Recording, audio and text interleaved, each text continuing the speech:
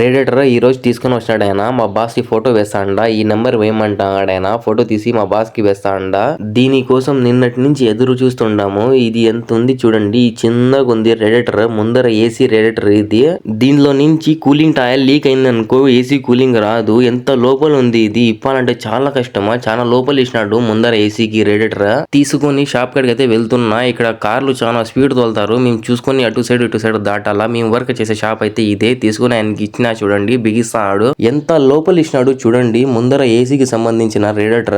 ఈ రేడియేటర్ మార్చాలంటే చాలా కష్టమా. ముందరంతా ఇప్పేసినాడు చూడండి. 400 రియాలకి ఒప్పుకున్నాడు ఆయన రేడియేటర్ బిగించడానికి. నిన్న రేడియేటర్ దొరికింటే బిగించుకుని వెళ్ళిపోయినిందు. నిన్న దొరకలే రేడియేటర్. ఈ రోజు తీసుకొని వచ్చాడు ఆయన. బిగిస్తాడాము చూడండి. బిగిచ్చిది అయిపోయింది. మళ్ళా మా బాస్ ఇస్తాడు ఇక్కడ డబ్బులు. తీసుకొని వచ్చి ఈ రూమ్ కాడ పెట్టేసిన చూడండి. కార్ మా బాస్ వాళ్ళ కొడుకు కార్ ఇది. మా బాస్ కార్ గానీ నా కార్ గానీ యా కార్ రిపేర్ వచ్చినా నాకే పంపిస్తాడు. వీడియో నచ్చితే ప్లీజ్ సబ్స్క్రైబ్.